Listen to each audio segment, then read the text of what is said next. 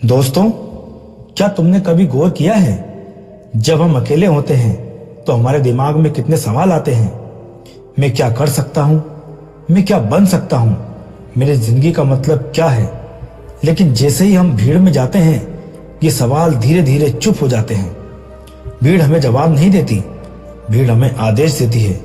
भीड़ कहती है जो सब कर रहे हैं वही सही है, जो सब सोच रहे हैं वही सच है, अलग मत सोचो, अजीब लगोगे। और यहीं से शुरू होती है इंसान की सबसे बड़ी हार, जब वो अपनी सोच दूसरों के हवाले कर देता है। सोचो जरा, अगर हर इंसान भीड़ की तरह सोचने लगे तो नया विचार आएगा कहां से, नई खोज कैसे होगी, नई राह कैसे बनेगी। इतिहास गवाह है, भीड़ ने कभी रास्ता नहीं बनाया, रास्ता हमेशा अकेले चलने वालों ने बनाया है। जब सब कहते थे ये मुमकिन नहीं, तब किसी एक ने कहा था मैं करके दिखाऊंगा।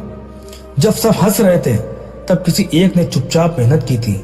जब सब नकल कर रहे थे तब किसी एक ने अपना रास्ता चुना था। भीड़ का काम है चलना, सोचना नहीं, क्योंकि सोचना मुश्किल होता है और भीड़ आसान रास्ता चुनती है। भीड़ में रहकर आदमी सुरक्षित महसूस कर सकता है, लेकिन जिंदा महसूस नहीं करता। वो दूसरों के फैसलों पर चलता है, दुनिया की राय पर जीता है, दूसरों के डर अपने अंदर भर लेता है और धीरे धीरे उसकी अपनी आवाज, उसके अपने सपने, उसकी अपनी पहचान सब धुंधले हो जाते हैं। एक दिन वो आईने में खुद को देखता है और पूछता है मैं कौन हूं, और जवाब नहीं मिलता, क्योंकि वो सालों से भीड़ का हिस्सा बन चुका होता है। सच ये है, भीड़ इंसान को बुरा नहीं बनाती, भीड़ इंसान को सोच वाला बना देती है। भीड़ में रहने का मतलब है अपने फैसले दूसरों को सौंप देना, और जिसने अपने फैसले दूसरों को दे दिए उसने अपनी जिंदगी को दूसरों को दाम दे दी। अब जरा अपने दिल से पूछो, क्या तुम सिर्फ वही बनना चाहते हो जो दुनिया तुम्हें बनाना चाहती है, या वो बनना चाहते हो जो तुम खुद बन सकते हो। क्योंकि दुनिया हमेशा चाहती है कि तुम फिट हो जाओ, लेकिन भगवान तुम्हें यूनिक बनाकर भेजता है। भीड़ तुम्हें सिखाती है जो चल रहा है वही सही है, लेकिन जिंदगी सिखाती है जो सही है वही चलना चाहिए। बहुत लोग कहते हैं सब कर रहे हैं तो मैं भी कर लेता हूं, लेकिन कोई ये नहीं कहता सब गलत कर रहे हैं तो मैं सही करूंगा। यही फर्क है भीड़ और इंसान में। भीड़ में सोच मर जाती है, क्योंकि वहां सवाल पूछना मना होता है। वहां अगर पूछो क्यों, तो लोग कहते हैं ऐसा ही होता है। और जब इंसान ऐसा ही होता है पर जीने लगता है तो उसकी सोच मर जाती है। सच्चा इंसान वो है जो पूछता है क्यों, कैसे, क्या इसके अलावा भी रास्ता है। आज दुनिया में भी जो बदलाव आया है वो सवालों से आया है, चुप्पी से नहीं। अगर सबने भीड़ की तरह सोचा होता तो आज भी इंसान अंधेरे में जी रहा होता। आज जो रोशनी है वो किसी एक की सोच का नतीजा है। आज जो तकनीक है वो किसी एक के सवाल का जवाब है। आज जो आजादी है वो किसी एक की हिम्मत का फल है। भीड़ कभी क्रांति नहीं करती, भीड़ सिर्फ इंतजार करती है कि कोई और करे। लेकिन जो इंसान अपनी सोच बचा लेता है वही इतिहास बनाता है। हो सकता है जब तुम अलग सोचो तो लोग तुम्हारा मजाक उड़ाएं। हो सकता है लोग कहें तू पागल है, तू अलग है, तू फिट नहीं बैठता। लेकिन याद रखना, जो फिट बैठता है वो भीड़ बनता है, और जो अलग खड़ा होता है वो रास्ता बनता है। तुम्हारी सोच तुम्हारी सबसे बड़ी दौलत है। अगर तुमने अपनी सोच खो दी तो तुम सब कुछ खो दोगे। भले तुम्हारे पास पैसा हो, डिग्री हो, नाम हो, क्योंकि बिना सोच के सिर्फ इंसान चलता है, जीता नहीं। अब सवाल ये नहीं कि तुम भीड़ में हो या नहीं, सवाल ये है क्या तुम्हारी सोच भीड़ जैसी हो गई है। क्या तुम वही मानते हो जो सब मानते हैं, क्या तुम वही चाहते हो जो सब चाहते हैं। क्या तुम कभी चुपचाप बैठकर अपने आप से सवाल पूछते हो, मैं क्या चाहता हूं, मैं क्या सही लगता है, मेरे दिल की आवाज क्या कहती है। अगर आज भी तुमने अपने दिल की सुनते हो तो समझ लो तुम्हारी सोच जिंदा है, और अगर तुम सिर्फ दूसरों की सुनते हो तो समझ लो तुम भीड़ का हिस्सा बन चुके हो। जिंदगी में सबसे बड़ा संघर्ष दुनिया से नहीं होता, सबसे बड़ा संघर्ष भीड़ से अलग सोचने में होता है। लेकिन यही संघर्ष इंसान बनाता है, वरना तुम सिर्फ नंबर 1 बन जाओगे। आज मैं तुमसे यह नहीं कह रहा कि सब छोड़ दो, सबसे लड़ जाओ। मैं बस इतना कह रहा हूं, अपनी सोच मत छोड़ो। सबकी सुनो, लेकिन फैसला खुद करो। भीड़ के साथ चलो, लेकिन आंख बंद करके नहीं। अपनी राह खुद चुनो, चाहे धीरे चलो पर अपनी दिशा में चलो। क्योंकि याद रखना, भीड़ में सोच मर जाती है, लेकिन अकेले में सोच जन्म लेती है। और जिस दिन तुमने अपनी सोच बचा ली, उस दिन तुमने अपनी जिंदगी बचा ली। भीड़ से अलग सोचना आसान नहीं होता, क्योंकि भीड़ तुम्हें अकेला कर देती है। जब तुम अलग सोचते हो तो लोग तुम्हारे साथ चलना छोड़ देते हैं, और यहीं से डर पैदा होता है। डर इस बात का नहीं होता कि रास्ता गलत है, डर इस बात का होता है कि रास्ते पर मैं अकेला हूं। लेकिन जरा सोचो, अगर हर सही रास्ते पर भीड़ होती तो गलत रास्तों पर कौन जाता? दुनिया में ज्यादातर लोग गलत रास्ते पर इसलिए चलते हैं क्योंकि वहां भीड़ होती है। सही रास्ता अक्सर खाली होता है, और खाली रास्ते पर चलने के लिए हिम्मत चाहिए। भीड़ तुम्हें ताली देती है जब तुम उसकी तरह बन जाते हो, लेकिन वो ताली तुम्हें बड़ा नहीं बनाती, वो तुम्हें बस भीड़ का हिस्सा बना देती है। सच्ची ताली वो होती है जो तुम खुद को देते हो, रात को आईने के सामने खड़े होकर, जब तुम कह सको, आज मैंने वही किया जो मुझे सही लगा। जिंदगी में सबसे खतरनाक बात यह नहीं है कि लोग तुम्हें गलत समझें, सबसे खतरनाक बात यह है कि तुम खुद को समझना छोड़ दो।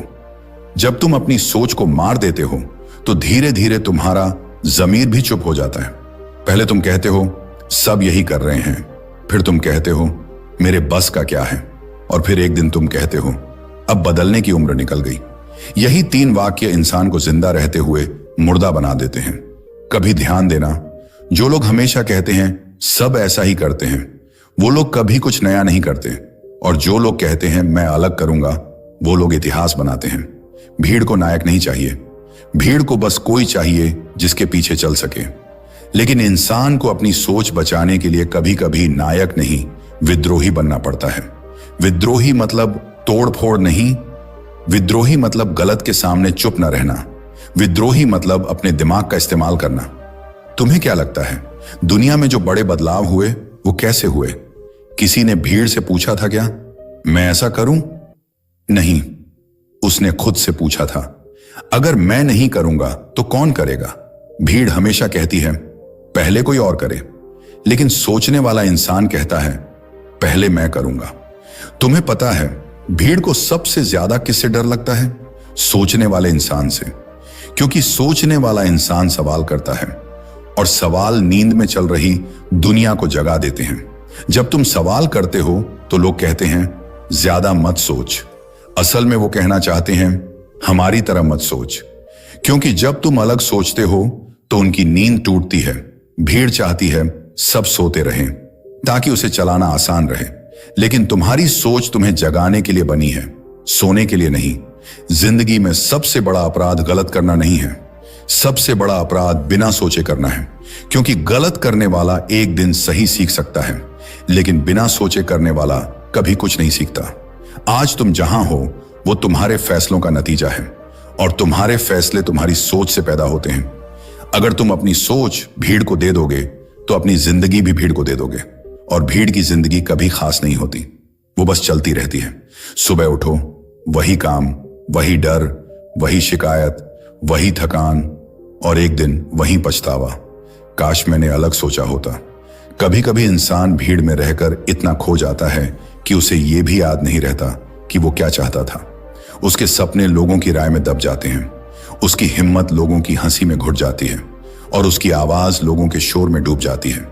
इसलिए जरूरी है कि कभी कभी तुम खुद के साथ बैठो, भीड़ से दूर, मोबाइल से दूर, दुनिया के शोर से दूर, और अपने दिल से पूछो मैं क्या चाहता हूं, मुझे क्या सही लगता है। अगर कोई मुझे देख नहीं रहा होता तो मैं क्या करता? यही सवाल तुम्हारी सोच को जिंदा रखते हैं। याद रखना, तुम्हें भीड़ से अलग होना है। इसका मतलब यह नहीं कि तुम सबको गलत कहो, इसका मतलब यह है कि तुम अपने दिमाग को मरने मत दो। सबकी सुनो, लेकिन अपने विवेक से चलो।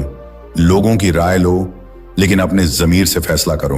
भीड़ तुम्हें रास्ता बताएगी, लेकिन मंजिल तुम्हें खुद चुननी होगी, क्योंकि अगर तुमने मंजिल भी भीड़ से पूछ ली तो तुम कभी वहां नहीं पहुंचोगे जहां तुम्हारा दिल जाना चाहता है। जिंदगी में हर इंसान 2 बार पैदा होता है, पहली बार मां के पेट से और दूसरी बार जब वो अपनी सोच से जीना सीखता है, जब वो कहता है अब मैं वही करूंगा जो मुझे सही लगता है। और यही दूसरा जन्म इंसान को इंसान बनाता है। नंबर नहीं, नाम नहीं, डिग्री नहीं, पैसा नहीं, सिर्फ सोच। जिस दिन तुमने अपनी सोच को बचा लिया उस दिन तुम्हें दुनिया से डरना बंद हो जाएगा, क्योंकि फिर दुनिया तुम्हें चलाएगी नहीं, तुम दुनिया में चलोगे। और अंत में मैं तुमसे बस इतना कहना चाहता हूं, अगर कभी तुम्हें लगे कि तुम भीड़ में खो रहे हो, अगर कभी तुम्हें लगे कि तुम अपने जैसे नहीं रहे, तो एक काम करना, चुपचाप अपने दिल से पूछना, क्या मैं सोच रहा हूं या सिर्फ चल रहा हूं? क्योंकि भीड़ में सोच मर जाती है, लेकिन जो इंसान अपनी सोच बचा लेता है वही सच में जिंदा रहता है। भीड़ में रहने का सबसे बड़ा नुकसान यह होता है कि इंसान को धीरे धीरे अपनी पहचान से ज्यादा अपनी भीड़ की पहचान प्यारी लगने लगती है। वो ये नहीं पूछता कि मैं क्या बनना चाहता हूं, वो ये पूछने लगता है लोग मुझे क्या बनते देखना चाहते हैं, और यहीं से उसकी जिंदगी उसकी नहीं रहती। तुमने देखा होगा जब कोई बच्चा छोटा होता है तो वो बिना डरे सवाल करता है, ये क्यों, वो कैसे, ऐसा क्यों होता है। लेकिन जैसे जैसे वो बड़ा होता है उसके सवाल कम होते जाते हैं। क्यों? क्योंकि उसे सिखाया जाता है ज्यादा मत पूछ, जो चल रहा है वही सही है, सब यही करते हैं। धीरे धीरे उसका दिमाग सवाल करना छोड़ देता है और सिर्फ मानना सीख जाता है।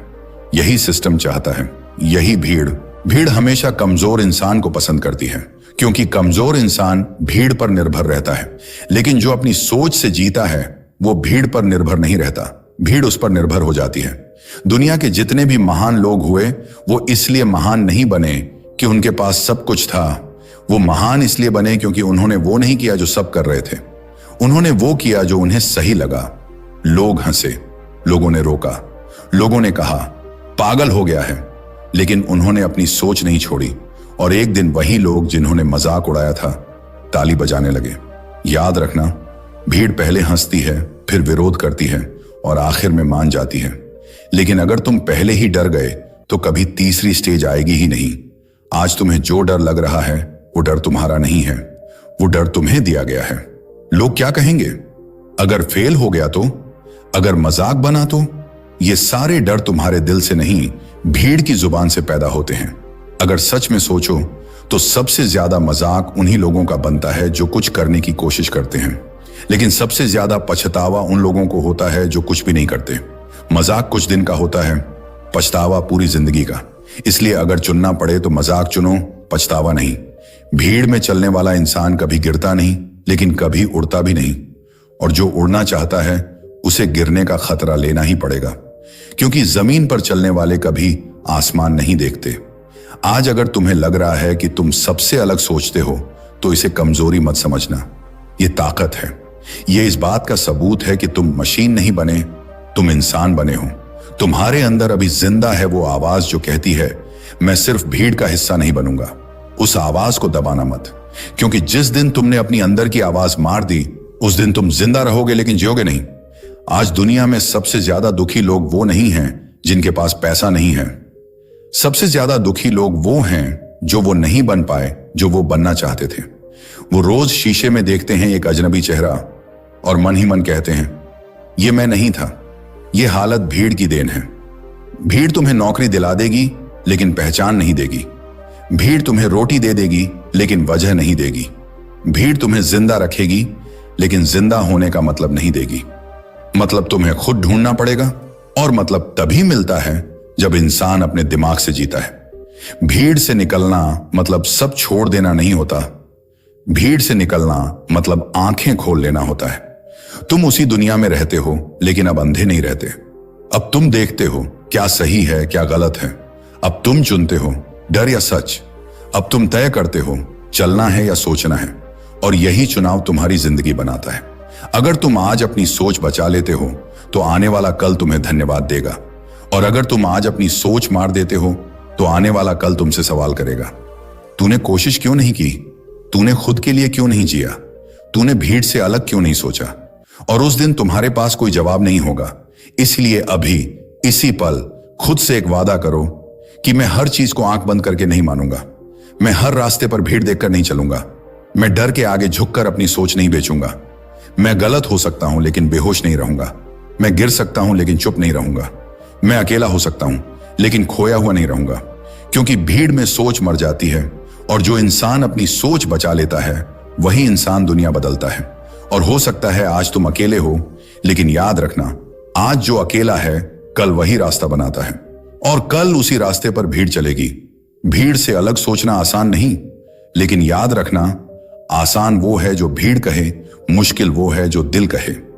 जब तुम मुश्किल रास्ता चुनते हो तो लोग तुम पर सवाल करते हैं, पर वही सवाल आगे चलकर तुम्हारी सबसे बड़ी ताकत बन जाते हैं। भीड़ की आदतें, भीड़ की बातें, भीड़ की मंजिलें, ये सब किसी ने बनाई हैं, पर तुम्हारी मंजिल तुम्हें खुद बनानी है। कभी कभी लगता है कि भीड़ में रहना सुरक्षित है। हाँ, सुरक्षित लगता है, पर किस कीमत पर? अपनी आवाज की कीमत पर, अपनी पहचान की कीमत पर। हर बार जब तुम किसी चीज को सिर्फ इसलिए स्वीकार कर लेते हो क्योंकि सब यही करते हैं, तुमने अपनी स्वतंत्र सोच पर एक छोटा सा टैक्स दे दिया होता है और टैक्सीज जड़ लगने लगते हैं। एक दिन पता चलता है कि टैक्स का बोझ इतना बढ़ गया कि उठ पाना मुश्किल हो गया। लेकिन बात सिर्फ जोखिम की नहीं है, बात यह भी है कि असल में भीड़ की राह पर चलकर तुम क्या खोते हो? तुम अपनी जिज्ञासा खो देते हो। तुम सवाल करना छोड़ देते हो। उस जिज्ञासा के बिना ज्ञान सूखा मिट्टी सा हो जाता है, उपज कम हो जाती है। और वही जिज्ञासा, वही सवाल, वही अगली पीढ़ी की आवाज, वही नया विचार, वही दुनिया बदलता है। अगर हर कोई भीड़ की तरह सोचता तो इतिहास का कोई पन्ना नया नहीं खुलता। सोचो, जो लोग इतिहास में नाम कमाए वे उन लोगों से बहुत अलग थे जो बस भीड़ के साथ चलते रहे। इन नवचिंतकों ने भीड़ की आवाज सुनी, पर वे उसी की बानगी नहीं बने। उन्होंने कहा, मैं अलग सोचूंगा, और उनकी अलग सोच ने हजारों की जिंदगी बदली। यह अलग सोच अनायास नहीं आती, यह किसी चेतन अभ्यास का फल है। खुद से सवाल करना, खुद पर विचार करना, अपने अंदर का सच सुनना। अब तुम सोच रहे हो, यह सब बहुत अच्छा लग रहा है, पर मैं किस तरह शुरुआत करूं? सीधी बात, शुरुआत छोटी छोटी आदतों से होती है। एक दिन में बड़ा बदलाव नहीं आएगा, पर रोजाना एक छोटा कदम तुम्हें नई दिशा देगा। हर सुबह उठकर 5 मिनट के लिए अकेले बैठो। कोई फोन नहीं, कोई शोर नहीं। अपने अंदर के उस सवाल को दोहराओ, मैं आज किस तरह सोचूंगा? मैं आज किस प्रकार का काम करूंगा जो भीड़ नहीं कर रही? यह आदत तुम्हें धीरे धीरे अलग बनाएगी। छोटी आदतें ही बड़ी आदतें बनती हैं। आज तुम्हारे पास जितनी भी छोटी छोटी आजमाइशें हैं, एक नए विचार पर लिखना, किसी विषय पर थोड़ी और पढ़ाई करना, किसी काम को अलग तरीके से करना, इन्हें रोज दोहराओ। भीड़ की तरह वही पुराना सिलसिला अपनाना आसान होता है, पर तुमने निर्णय लिया है कि आसानपन के चक्कर में तुम अपनी आत्मा नहीं खोओगे। यह निर्णय ही तुम्हारी असली जीत है। कभी कभी लोग कहते हैं, अलग सोचने से कोई फायदा नहीं, लोग समझते नहीं। मैं समझता हूं कि यह दर्द कैसा है। नजरअंदाज किया जाना, मजाक उड़ाया जाना, यह सब आसान नहीं है। पर ध्यान रखो, अक्सर वही लोग जिनका तुम मजाक उड़ते देखो, आज के कुछ साल बाद तुम्हारी तारीफ करने लगते हैं। दुनिया का स्वभाव ऐसा ही है, पहले विरोध करती है, फिर स्वीकार करती है। पर विरोध में डरकर पीछे हट जाना तुम्हारी असल उपलब्धि को खोने जैसा है। तुम्हारी सोच को बचाने के लिए तुम्हें साहस की जरूरत होगी, और साहस बड़े नाटकीय नहीं होते, वे छोटे छोटे इनकलाबी फैसलों में छिपे होते हैं। जब तुम किसी काम के लिए नहीं कहते हो जो भीड़ कहती है, जब तुम किसी बात पर हां कहते हो जो तुम्हारे दिल को सही लगती है, तब तुम धीरे धीरे साहस को पनपाते हो। यह साहस कभी कभी अकेलापन देता है, पर वही अकेलापन तुम्हें तुम्हारे असली साथियों तक पहुंचाता है, उन लोगों तक जो तुम्हारी सोच को समझते हैं और उसे बढ़ावा देते हैं। अकेलेपन का डर इंसान की सबसे पुरानी भावना है। हम चाहते हैं कि लोग हमारा साथ दें, पर कभी कभी समर्थन खोजने का सबसे अच्छा तरीका है कि तुम पहले खुद ही समर्थन बन जाओ। अपने विचारों को अपनाओ, उन्हें बोलो, उन्हें लिखो, उन्हें करो। जब तुम अपने विचारों पर कायम रहने लगते हो तो लोग अपने आप तुम्हारे पास आते हैं। भीड़ में रहकर जितनी भीड़ मिली थी वह बाहर से आती थी, पर अपने विचारों पर कायम रहकर मिलने वाली भीड़ भीतर से आती है, और वही सच्ची भीड़ होती है। तुम्हें यह याद रखना चाहिए कि भीड़ से अलग होने का मतलब अलग ढंग से जीना नहीं है।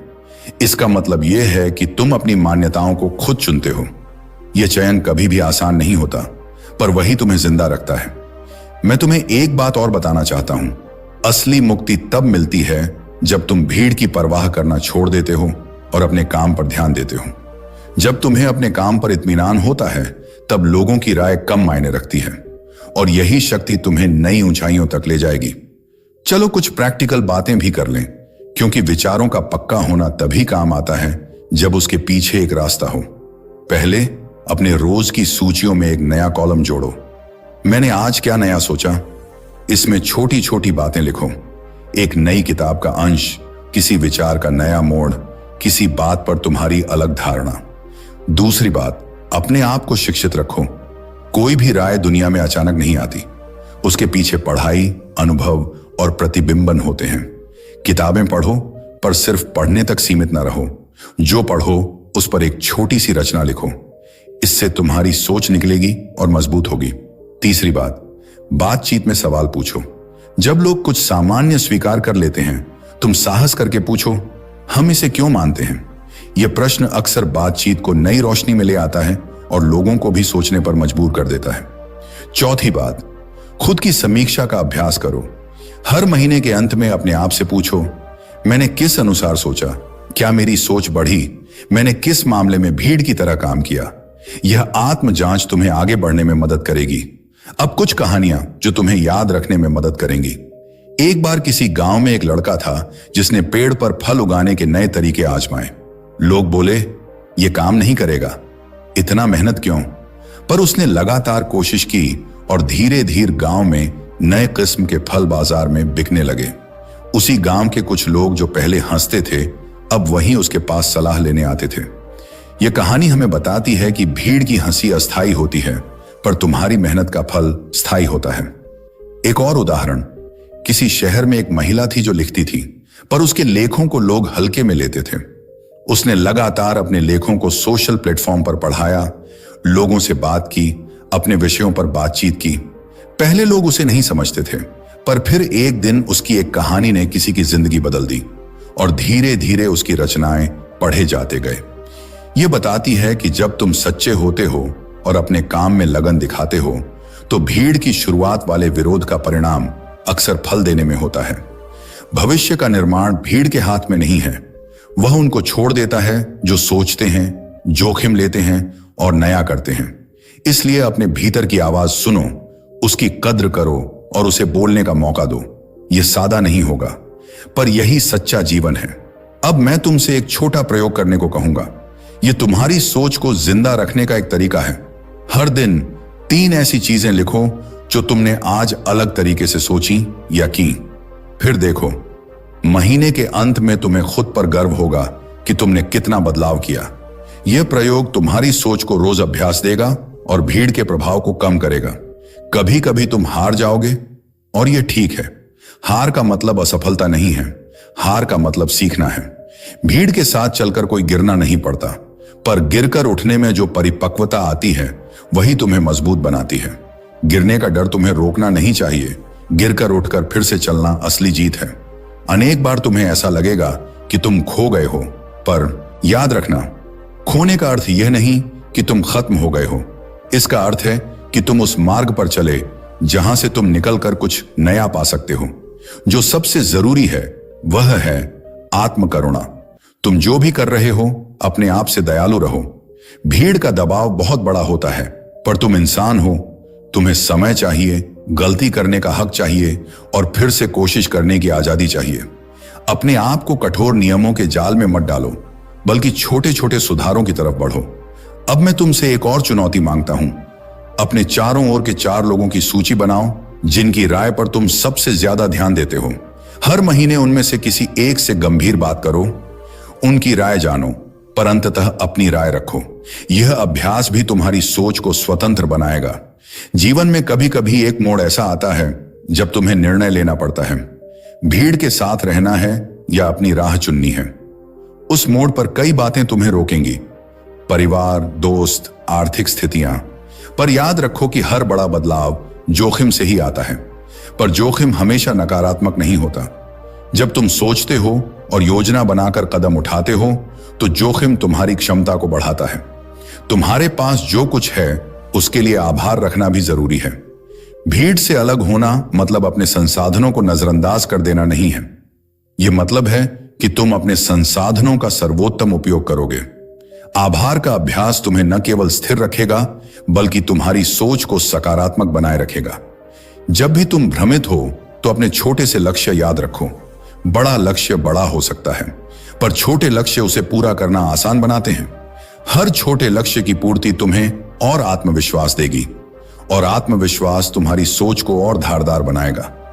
मैं जानता हूं कि यह सब सुनकर बात आसान लगती है पर करो तो मुश्किल है। इसलिए मैं तुम्हें फिर से कहूंगा, आने वाले महीने के लिए एक स्पष्ट योजना बनाओ।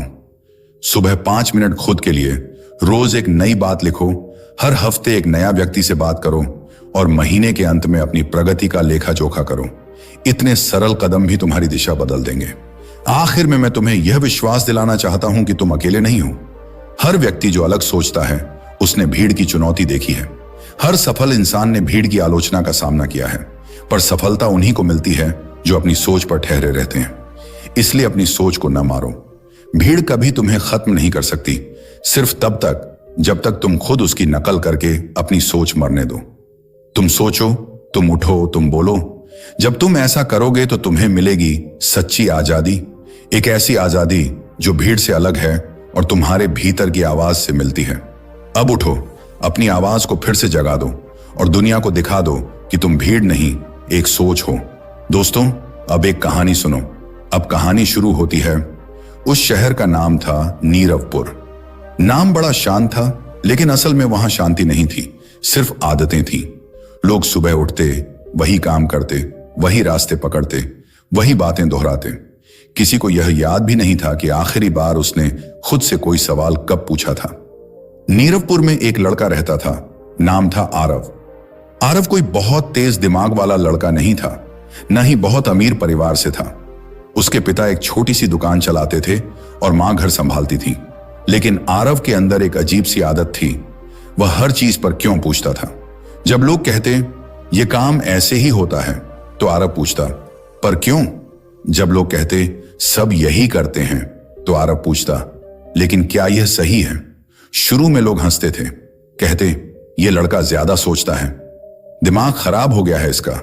धीरे धीरे हंसी बदलकर चिढ़ बन गई। स्कूल में जब मास्टर जी कोई बात रटवा देते तो आरव हाथ खड़ा करके पूछता, सर इसका मतलब क्या है? यह नियम किसने बनाया?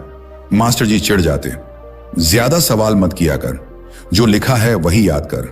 क्लास ताली बजाती और आरव चुप हो जाता। उसे पहली बार महसूस हुआ, भीड़ को सवाल पसंद नहीं होते, भीड़ को आराम पसंद होता है और सवाल आराम तोड़ देते हैं। समय बीतता गया, आरव बड़ा होने लगा। अब उसके सामने वही सवाल था जो हर लड़के के सामने आता है, बड़ा होकर क्या बनना है? शहर में सब कहते थे सरकारी नौकरी सबसे सुरक्षित है, इसी में इज्जत है, इसी में जिंदगी सेट है। आरव ने भी फॉर्म भरा, पढ़ाई की, कोचिंग गया, लेकिन अंदर कुछ मर रहा था। वह रात को छत पर लेटकर आसमान देखता और सोचता, क्या मेरी जिंदगी बस यही है? क्या मैं सिर्फ वही बनूं जो सब बन रहे हैं? क्या मेरा दिमाग सिर्फ दूसरों के बनाए रास्ते पर चलने के लिए है? एक दिन उसके पिता ने कहा, देख बेटा, ज्यादा सोचने से पेट नहीं भरता, जो चल रहा है वही चल। वह चुप रह गया। धीरे धीरे आरव भी भीड़ जैसा बन गया। सुबह उठता, किताब खोलता, वही सवाल हल करता, वही सपने देखता जो उसे दिए गए थे, पर अंदर कुछ बुझ गया था, जैसे किसी ने दीपक की बाती को थोड़ा थोड़ा दबा दिया हो। एक दिन शहर में एक बूढ़ा आदमी आया। उसकी दाढ़ी सफेद थी, आंखें गहरी थीं और चाल धीमी थी। वह रोज पार्क में बैठता और बच्चों से बातें करता। आरव भी वहां गया। बूढ़े ने पूछा, तू क्या बनना चाहता है? आरव ने वही जवाब दिया जो उसने रटा था, सरकारी अफसर। बूढ़ा मुस्कुराया। क्यों? आरव चुप हो गया। पहली बार किसी ने उससे यह पूछा था। क्यों का जवाब उसके पास नहीं था। बूढ़े ने कहा, अगर तू ये इसलिए चाहता है क्योंकि सब चाहते हैं तो तू नहीं चल रहा, तुझे चलाया जा रहा है। आरव के अंदर कुछ हिला। बूढ़ा रोज उससे बात करता। एक दिन बोला, भीड़ नदी जैसी होती है, उसमें बहना आसान है, पर तैरना सीखोगे तो पता चलेगा कि पानी तुम्हारा दुश्मन नहीं, तुम्हारी ताकत है। आरव ने पूछा, पर अकेले तैरने से डर लगता है। बूढ़ा बोला, डर तब लगता है जब तुम्हें अपनी ताकत पर भरोसा नहीं होता। धीरे धीरे आरव ने फिर से सोचना शुरू किया। वह किताबें पढ़ने लगा, नई बातें लिखने लगा, दुनिया को अलग नजर से देखने लगा। लेकिन जैसे ही उसने अपनी सोच जाहिर की, शहर ने उसे काटना शुरू कर दिया। लोग बोले, इसे पागलपन चढ़ गया है, ये खुद तो डूबेगा, हमें भी डुबोएगा। उसके दोस्त दूर हो गए। रिश्तेदारों ने कहना शुरू किया, इतना पढ़ लिख कर भी सीधा रास्ता नहीं देख रहा। मां चुप चुप रहने लगी, पिता गुस्से में रहने लगे। आरव अकेला हो गया। रात को वह सोचता, क्या मैं गलत हूं? क्या सच में सोचने से कुछ नहीं होता? क्या मुझे भी चुप होकर भीड़ में मिल जाना चाहिए? वह टूटने लगा। एक दिन वह उसी बूढ़े के पास गया और बोला, मैं थक गया हूं, अकेला पड़ गया हूं। बूढ़े ने जमीन से एक बीज उठाया और कहा, इस बीज को अगर तू भीड़ में फेंक देगा तो कोई उसे पहचान नहीं पाएगा, पर अगर तू इसे अलग जगह बोएगा, पानी देगा, धूप देगा, तो एक दिन लोग उसकी छाया ढूंढेंगे। आरव की आंखें भर आईं। उसने तय किया वह अपनी सोच नहीं मारेगा। उसने नौकरी की तैयारी छोड़ दी। उसने पढ़ना शुरू किया कि इंसान का दिमाग कैसे काम करता है, क्यों लोग भीड़ का हिस्सा बनते हैं, क्यों डर सोच को मार देता है। उसने छोटे छोटे लेख लिखने शुरू किए। शुरू में कोई नहीं पढ़ता था। वह अपने कमरे में बैठकर लिखता रहता।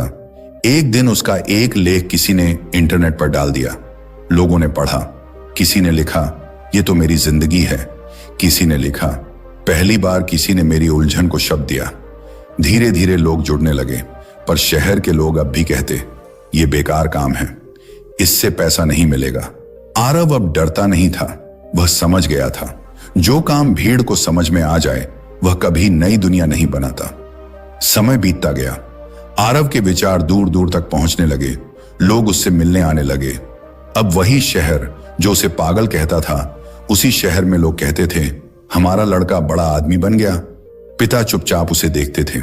एक दिन पिता ने कहा, शायद गलती मेरी थी, मैंने तुझे रोकना चाहा। आरव ने कहा, नहीं पिताजी, आपने मुझे रोका नहीं, आपने मुझे समझने का मौका दिया।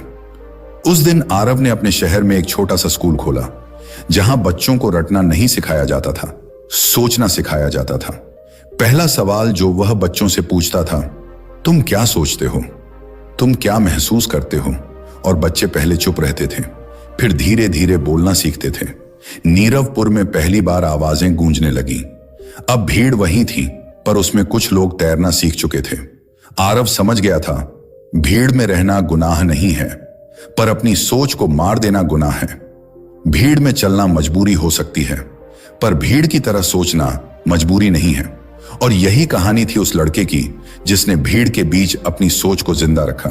दोस्तों, अब एक और कहानी की ओर चलते हैं। वह शहर पहाड़ों की गोद में बसा था। नाम था अंतरालपुर। ऊपर से देखो तो शांत नीला आसमान, हल्की हल्की धुंध और एक दूसरी तरह की रौनक। पर शहर के अंदर एक अजीब व्यवस्था थी। हर कोई वही करता जो पिछले 10 सालों से करता आ रहा था। स्कूल वहीं पढ़ाते थे, दुकानें वहीं सामान बेचती, राशन से लेकर शादी तक सब कुछ एक तरह का झरना सा बहता रहता था। लोग बहते रहते थे, सोचते कम, चलना ज्यादा। अंतरालपुर में एक लड़की रहती थी, नाम था माया। माया में बचपन से ही एक जिज्ञासा थी, ऐसी जिज्ञासा जो साधारण सवाल नहीं पूछती थी, वह सवाल करती थी जो लोग बदलते ही रह जाए। जब भी कोई कहता ऐसा करना ही ठीक है, माया पूछती क्यों? और जब लोग कहते किसी ने कहा है, वह पूछती किसने कहा? माया की यह आदत घर परिवार में झंझट बन गई। मां ने कहा, बहुत सवाल मत किया करो, लोग क्या कहेंगे? और पिता ने थककर कहा, जो लोग हंसते हैं उनके आगे चिल्लाने से क्या मिलेगा? पर माया के अंदर एक आवाज थी, नासमझ सी पर पक्की, दैट सेड, अगर तुमने कभी खुद से नहीं पूछा कि क्यों, तो तुम हमेशा किसी और की बनाई हुई दुनिया में जियोगे। समय बीता, माया बड़ी हुई। उसने कॉलेज में दाखिला लिया और पढ़ाई के साथ साथ छोटे छोटे लेख भी लिखने लगी। उसके लेखों में अक्सर वही बात रहती, लोग भीड़ में कैसे अपने आप खो देते हैं, और क्यों अक्सर वही लोग खुश नहीं रहते जो भीड़ के मुताबिक चलते हैं। कुछ दोस्तों ने उसकी बात सुनी, पर शहर के बहुतेरे लोग उसे अजीब समझते रहे। यह लड़की कुछ ज्यादा ही गंभीर हो गई है, वे कहते। एक दिन माया ने 4-5 लोगों को लेकर एक छोटा सा कार्यक्रम कर दिया, एक सार्वजनिक चर्चा। उसने एक ओल्ड थिएटर लिया और लिखा, पढ़ा, कुछ लोगों को बुलाया। वह रात साधारण लगी, पर बात चली, क्यों लोग वही करते हैं जो भीड़ चाहती है। और माया ने शुरू किया एक छोटी कहानी से। लोग सुनते गए, आंखें चमकने लगी, कुछ को गदगदई सी महसूस हुई। उसी रात के बाद माया की छोटी सी चर्चा कुछ लोगों को रोज मिलने और बातें करने के लिए जोड़ने लगी। पर अंतरालपुर की असल ताकत उसकी लाचारी थी। शहर शी हुआन अनक्वान। भीड़ का मतलब अक्सर वही होता है जो सुरक्षित दिखे। धीरे धीरे माया की बातें वे लोग सुनने लगे जो पहले उसकी बातों को टाल देते थे। पर वे जिनमें आवाज तुरंत असर दिखा, वे भीड़ के खिलाफ ठहर नहीं पाए। भीड़ ने नए विचारों को पछा लिया और माया फिर अकेली हो गई। वह जानती थी कि भीड़ की सबसे बड़ी चाल यही है। वह नई बातों को थोड़ा थोड़ा करके ले लेती है, पर उन्हें अपनी तरह कर देती है और असल सवाल दब जाता है। एक सुबह माया को एक पत्र मिला, एक चिट्ठी, जिसे पढ़कर उसके दिल की धड़कन तेज हो गई। चिट्ठी में लिखा था, तुम्हारे पिता की तबीयत ठीक नहीं, अभी आओ। माया भागी घर की ओर। पिता बिस्तर पर लेटे थे, आंखों में एक अजीब सी चिंता थी। डॉक्टर ने बताया कि उनके दिल की दवाइयां बढ़ानी पड़ेंगी, काम कम करना होगा। पिता ने माया को देखा और कहा, बेटी, तुम्हारे विचार अच्छे हैं, पर इनसे रोजी रोटी नहीं चलती। माया ने नर्म आवाज में कहा, 50 साल से यही दुकान चली आ रही है पिताजी। मैं कुछ नया करके दिखाऊंगी। मैं लिखूंगी, पढ़ाऊंगी, बच्चों को सिखाऊंगी कि सोच कैसे बचाई जाती है। पिता की आंखों में एक झलक सी आई, गर्व और चिंता का मिश्रण। माया ने कुछ महीनों में ही एक छोटे से घर में छोटी पाठशाला खोली। वह बच्चों को रटाकर पढ़ाना नहीं चाहती थी, वह उन्हें सवाल करना सिखाती थी, विचार मंथन, किस प्रकार समस्याओं को देखा जाए। शुरुआत कठिन रही। अधिकतर माता पिता सोचते कि उनके बच्चों को सरकारी नौकरी के लिए ट्यूशन चाहिए, कमाई की तरफ मार्गदर्शन चाहिए। पर एक 9-8 बच्चों का समूह बन ही गया। माया ने बच्चों से कहा, तुम हर रोज एक छोटा सवाल घर से लेकर आओ और उसे हल करने की कोशिश करो। बच्चे पहले हंसे, फिर कुछ दिन में उनमें जिज्ञासा और आत्मविश्वास देखने को मिला। उनके छोटे सवाल, हम दूध का स्वाद क्यों भूल गए, से लेकर स्कूल में हर बच्चा वही क्यों पढ़ता है। पर माया ने उन्हें सहज तरीके से सोचने की आदत दी। समय के साथ बच्चों के माता पिता ने भी फर्क देखा। उनके बच्चे अब सिर्फ पढ़ाई पर नहीं, पर सोच पर ध्यान दे रहे थे। शहर में धीरे धीरे चर्चा फैलने लगी, माया की पाठशाला की शिक्षा कुछ अलग है। पर फिर भी शहर की भीड़ उनकी पुरानी सोच सहजता से बदलने को तैयार नहीं थी। हर बदलाव के खिलाफ कुछ लोग खड़े होते हैं। एक दिन हुआ बड़ा मोड़। शहर में एक बड़ी कंपनी ने स्मार्ट वाटर प्लांट लगाने का ऐलान किया। वे बड़े बड़े बोर्ड लगाकर आए, नया उद्योग, नई रोशनी, रोजगार।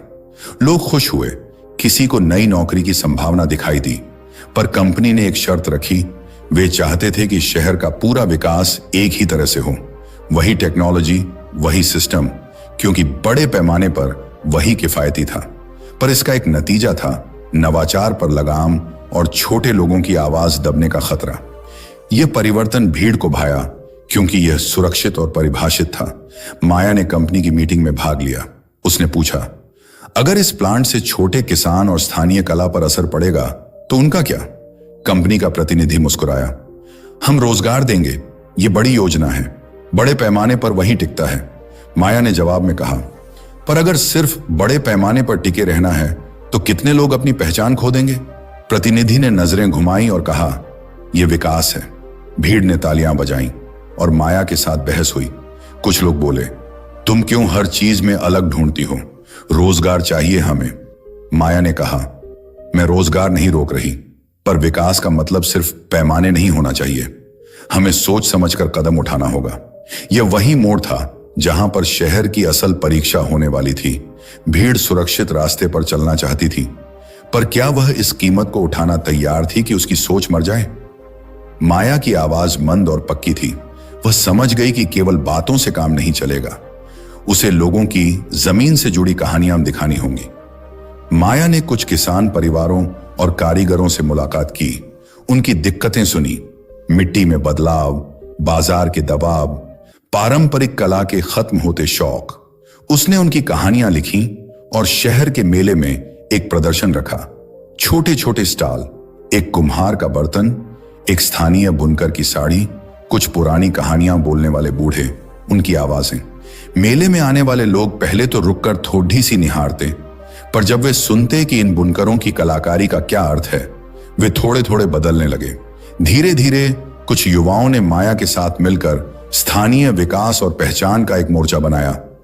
उन्होंने छोटे छोटे प्रयोग किए, एक छोटे बाजार का आयोजन, लोक कला का उत्सव और बच्चों के साथ मिलकर स्थानीय इतिहास इकट्ठा किया। ये छोटे कदम थे, पर इनकी गूंज लोगों के मन में फैलनी शुरू हो गई। इधर कंपनी के काम भी आगे बढ़े। कुछ लोगों ने नई नौकरियों के लिए आवेदन की, कुछ ने विरोध भी किया। शहर में 2 धड़े बन गए, एक बहुसंख्यक धड़ा जो सुरक्षित विकास चाहता था, दूसरा छोटा धड़ा जो पहचान और सोच का पक्ष ले रहा था। एक शाम माया बाजार में अकेले चल रही थी। उसकी नजर अचानक एक बूढ़े से टकराई। वह वही बुजुर्ग था जो पहले पार्क में मिलता था। बूढ़ा अब सफर से लौटा था। उसके चेहरे पर समय की महीन रेखाएं थीं, पर आंखें अभी भी तेज थीं। माया ने उससे कहा, हम लड़डीडीएच रहे हैं, पर शहर बदलाव की तरफ बढ़ रहा है। बूढ़ा मुस्कुराया और बोला, बदलाव तो होगा बेटा, पर क्या लोग अपनी सोच बचाकर रखेंगे, यही देखना है। भीड़ में चलते चलते कई लोग अपनी आवाज खो देते हैं। माया ने पूछा, हम क्या कर सकते हैं? बूढ़े ने धीरे से कहा, छोड़ो ढोल और शंख, कहानी सुनाओ, लोगों को फिर से उनकी जड्ढों से मिलाओ। सोच की जड़ें मिट्टी में भी हैं, अगर तुम उन्हें मिट्टी के पास ले जाओगी वे फल देंगी।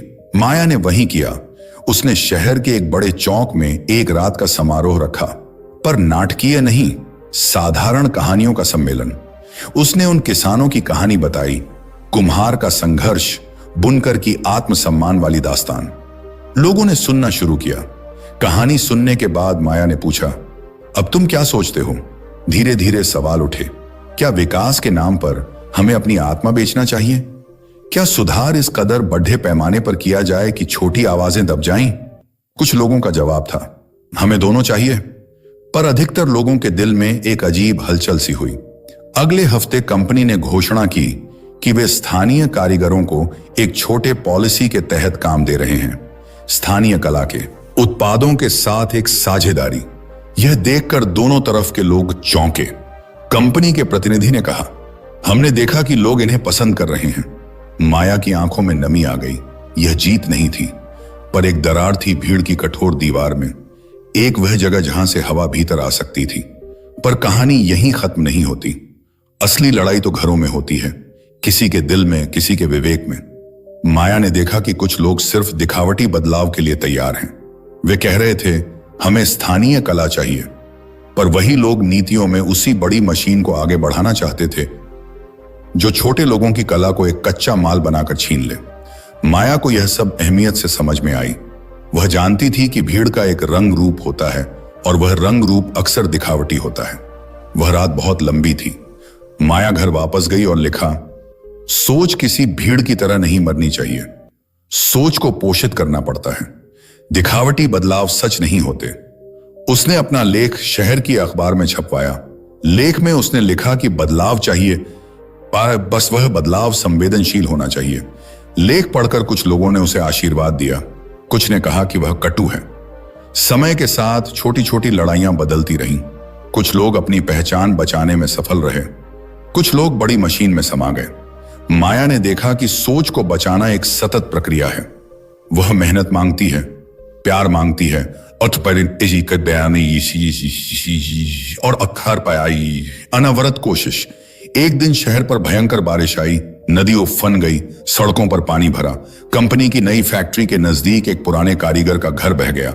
उसके बर्तन और काम सब बह गए। कल बदलने वाले लोग उस दिन सोचने पर मजबूर हुए। वे देख चुके थे कि पैमाने पर विकास की भारी मार क्या कर सकती है। उस क्षण में वे समझे कि शायद माया के शब्दों में कुछ सच्चाई है। बाढ़ के बाद शहर ने मिलकर काम किया। लोगों ने छोटे छोटे घरेलू टिकाऊ उपाय ढूंढे, छतों पर नालियां ठीक की, छोटी छोटी जल नियंत्रण प्रणालियां लगाई गईं। माया ने बच्चों के साथ मिलकर एक छोटी जल सुरक्षा वर्कशॉप चलाई। उन्होंने सिखाया कि कैसे स्थानीय संसाधनों से जंगल की कटाई रोकी जा सकती और मिट्टी की सेहत बनाए रखी जा सकती है। काम के दौरान कई लोग जो पहले माया को अजीब समझते थे, अब हाथ में झाड़ू लेकर बाढ़ के बाद साफ सफाई में जुटे थे। वे देख रहे थे कि भीड़ जो कभी सुरक्षा का नाम लेकर चीजों को रोकना चाहती थी, वहीं अब एक सोच के साथ भीड़ बन रही थी।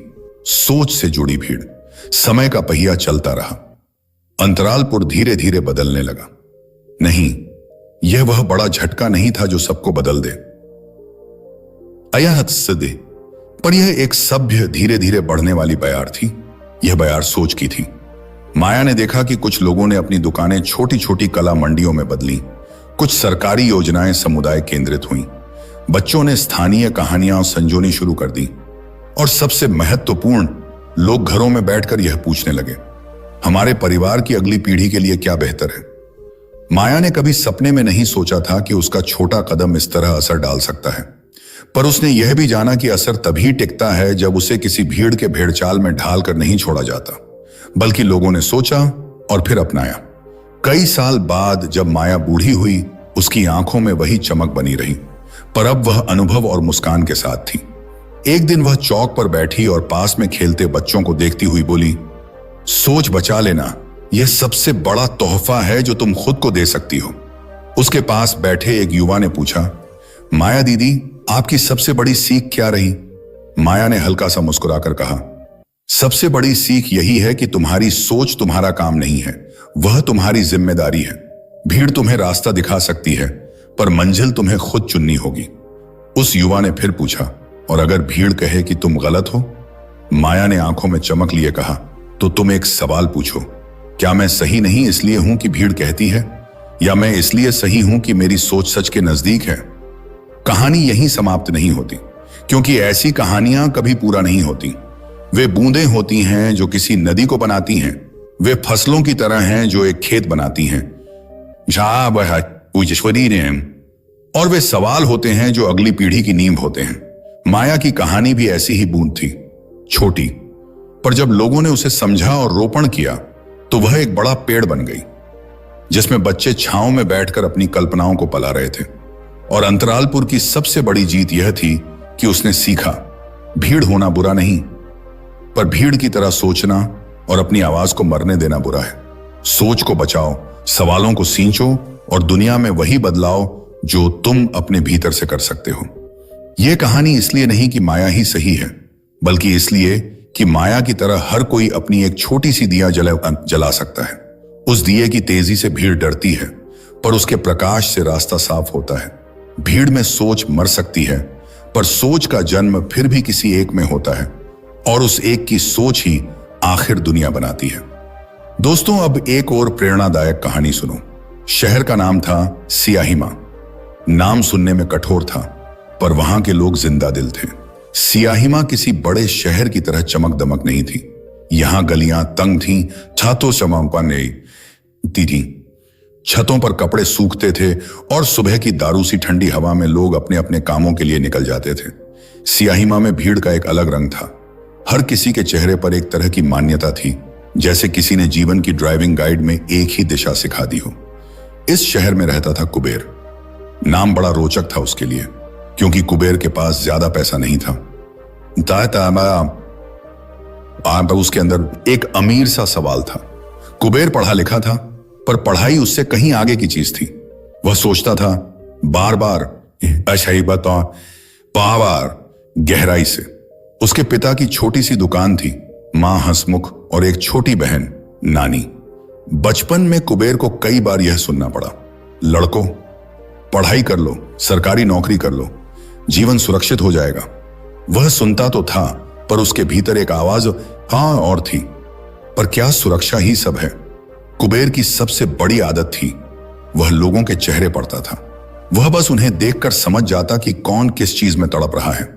बाजार के एक कोने में बैठकर वह देखता कि कैसे बड़े बड़े लोग फोन पर शिकायत करके लौटते हैं, खाना रहता आए हैं, कैसे कुछ युवा उदास दिखते हैं, और कैसे महिलाएं बिना किसी बात के हंसने की कोशिश करती हैं।